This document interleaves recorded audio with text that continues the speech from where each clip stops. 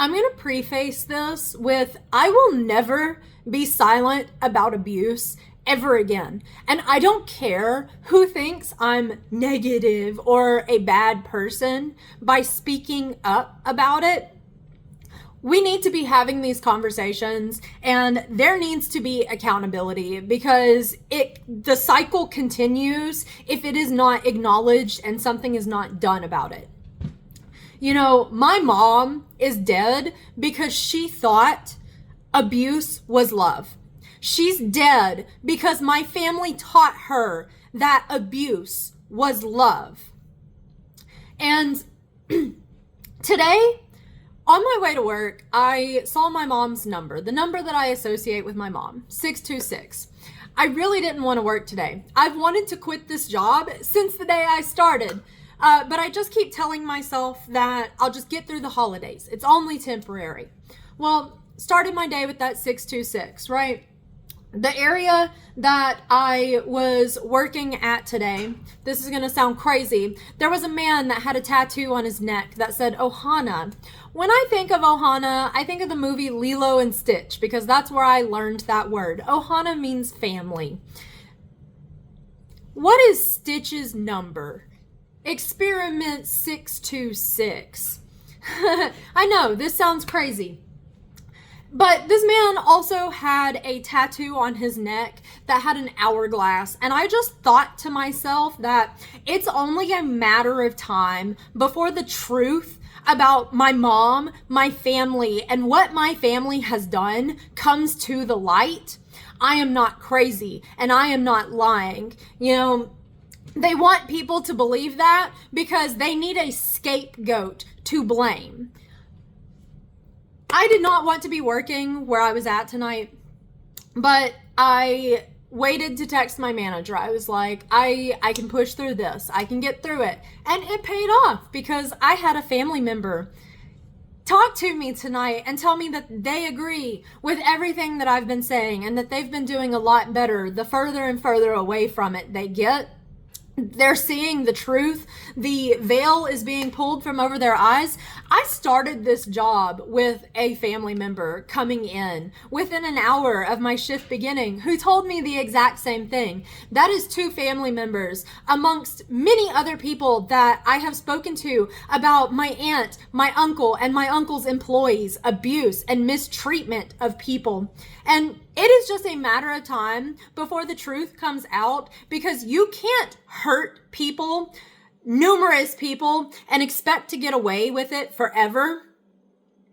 The truth always comes out into the light, and I will not be silenced. I don't care if they try to gaslight me, telling me that I'm disgracing the family by talking about what they've done. I don't care if the extended family thinks I'm some terrible, evil person for talking about the environment I grew up in and the people that raised me. They want to paint me as crazy when the reason why I struggled with my mental health my entire life was because of the environment I grew up in, the types of role models I had in my life as a child. And now that I have distanced myself from all of that and I've really been focusing on myself, my inner work, and my healing, I have never been happier. You know, I'm heated right now. I have some anger, but you know what? It's justified. Emotions are natural. Emotions are normal. And my family has tried to repress me having emotions my entire life. They've tried to repress my voice my entire life. I've never had a voice. I've never been able to have an opinion. My emotions have always been too much and too unhealthy when they are the ones that are unhealthy. You know, if I had all of these issues as a result of my upbringing, who's really the crazy one? It's so much easier to blame a child than for adults to reflect on themselves and hold themselves accountable. And I am not trying to say that I am a perfect person because I most definitely am not a perfect person. I have been an abuser in my own life, I have been an extremely hurt, sick person that has hurt other people, but I can see that, I can recognize that, and I have been improving myself. I have been becoming a better person. I have been working through my issues, and part of working through that issues has been acknowledging the pain that I've lived through, the trauma that I lived through, and learning how to use my voice. I am no longer living in my victimhood of repressing myself or being silent, and I will never be silent about abuse ever again. It is only a matter of time before the truth comes out. I was abused by my aunt and my uncle. My aunt and my uncle stole my mother's inheritance. My uncle's employee, Brenda, signed away multiple properties that were income earning properties out of an income only trust fund into my aunt and my uncle's names for only $10 each. My grandmother's signature is on each of these pieces of paper, signing away all of these properties, quit deeding them to my aunt and my uncle. Yet, according to my uncle, my grandmother did not sign away her rights until after her birthday on April 28th of 2023. How is that possible when apparently she signed away her rights on March 22nd, and then Brenda outright conveyed all of these properties to my aunt and my uncle on April 11th of 2023. So by the time my uncle claimed my grandmother signed away her rights, Brenda had already signed away all of these properties for $10 each to my aunt and my uncle, effectively removing hundreds of thousands of dollars from this trust fund, like multiple rental properties. And it's just, these people say that they love my mother, yet this is what they've done. And that Ohana means family, and family means that nobody gets left behind. Well, my mom got left behind. Her children got left behind. My sister and I distanced ourselves from the family to protect ourselves because we were being abused. We were being mistreated. My aunt and my uncle have made my mom's murder all about them. They've gained all of the sympathy. They've been the ones with all of the support. What about my mother's children? What about us? My mom was my rock. My mom was my sister's rock. My mom was always there for me. When I was going to kill myself, I reached out to my mom. We didn't have a good relationship, and she did everything to help me. And I got assaulted. I was nearly paralyzed in the process. The sheriff's department assaulted me because I voluntarily tried to get mental health help. And my mom felt horrible about it. She said she would never put me in that kind of position again. Then my aunt and my uncle threatens me through a text message. I had a trauma response where I threatened to hurt myself because of it. What did they do? They called the same sheriff's department that I had trauma from, where they nearly paralyzed me. And then my aunt even tried to seek a restraining order against me to keep me away from my grandmother. Well, it worked because it kept me away from my grandmother, because I didn't want to be around the abuse anymore. And the fact that I went no contact gave them free range to manipulate my grandmother, whose mind was slipping. It wasn't the best when I was living with them.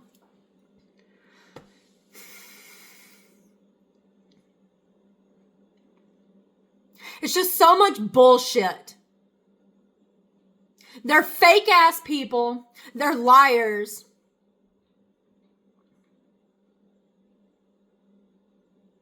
I'm the villain because I have the balls to speak the truth about what our family is like.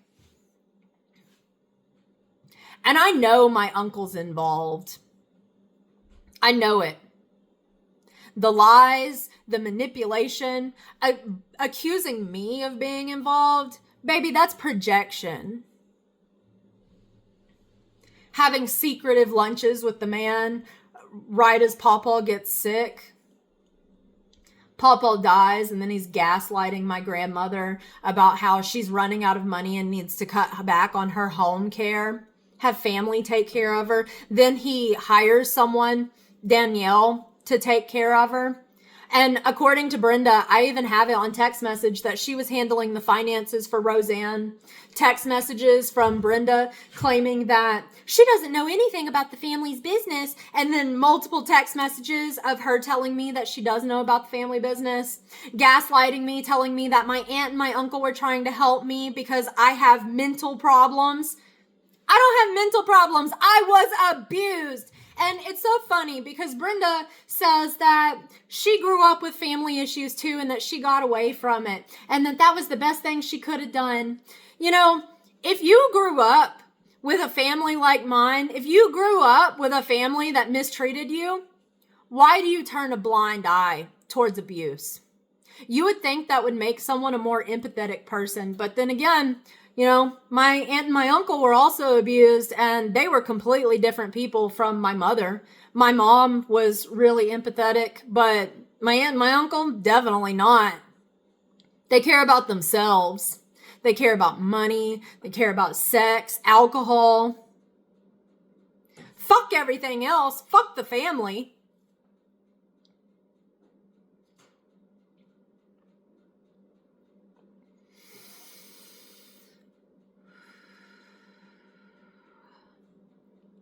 I want justice for my mother. And justice is not just the murderer being held accountable. Justice is the truth about what her siblings have done, about how they used her murder as an opportunity to make themselves wealthier. And the lawyer helped.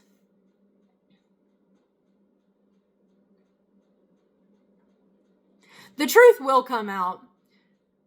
I fully trust in God's plan. I have been so patient and playing this long game. I'm writing this book as part of my healing process where I'm going to divulge all the dirty details of everything that has happened. I'm including text messages. I'm including all of the information that I have, the documentation that I have. And we'll see what happens. These people don't care about anything about themselves and money. And according to Brenda, it's just business, Autumn. Well, you know what? It's just business. Fuck family, apparently. Because my family is not my family. My aunt and my uncle, that is not my family. We may be related by blood, but blood doesn't make family. Family is people who love you and support you. It's not people that scream at you or threaten you or constantly gossip about you behind people's backs. It's not people that talk down to you and make you feel bad about yourself. It's not people who send you away as a child that's experiencing trauma and then pump them full of pills as if there's something wrong with them instead of the environment that they're growing up in.